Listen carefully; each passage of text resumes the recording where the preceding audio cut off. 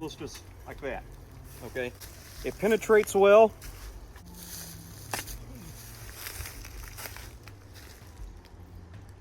So that's a pretty good cut. Not as good as the modern Vaqueros. I don't think this is ground as thin, but right. So this is the Cold Steel Desperado. This is a long discontinued blade. And y'all are going to be really mad at me because probably back around 2009, me and Austin both purchased one of these from a Cold Steel summer sale. And guess how much it was? $29.99. Yes, I paid $29.99 for this Taiwanese Desperado.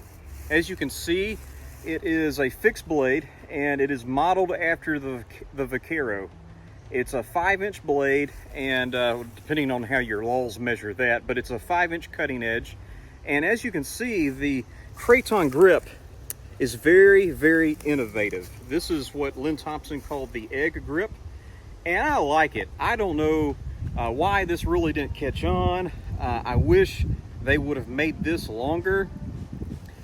In my opinion, I know people will just fall in love with karambits, but Austin, maybe you can weigh in on this. Which one do you like more? Do you like this or the Steel Tiger better? I like that better than the Steel Tiger.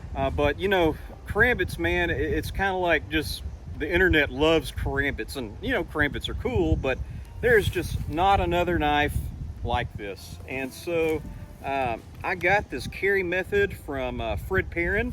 And actually, when I met Lynn Thompson for the first time, and the only time I've met him, I was actually carrying this, and I showed him this is how I carried it.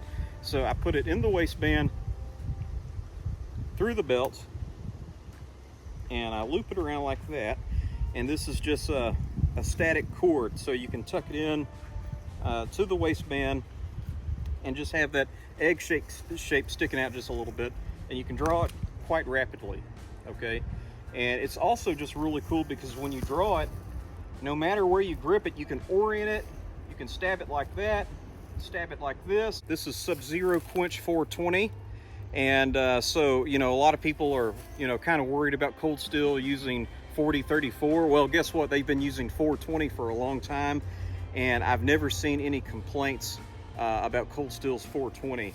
And so it's cool, it's easy to flip around, but let's just like that.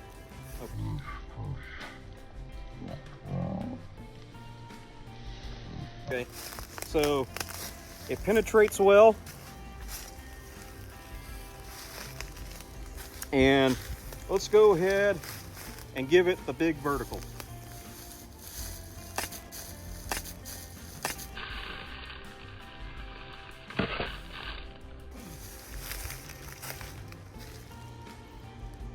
So that's a pretty good cut. The thing I've noticed about this particular example of the Desperado is that it's a little bit thick up here, okay? It's a little bit thick on the grind, and the serrations, they kind of terminate at a different way than like modern serrations. And so I don't know if this is how they were typically built, or if this is just the last of the discontinued stock. Nowhere on here is a number 2, so this is a first quality, but it's a 5-inch blade, and you can see that it's slashed pretty good, pretty good. Not as good as the modern Vaqueros. I don't think this is ground as thin, but another thing you don't have, so when you have a 6-inch or 5.5-inch folder, guess what? Your blade, if you hold it right, if you choke down on it, it's going to be moving a lot quicker. All right, so that's a pretty respectable cut. You can see the fabric, it's kind of ripped with the Cold Steel serrations, and it worked. Okay, so there it is. Thank you for watching.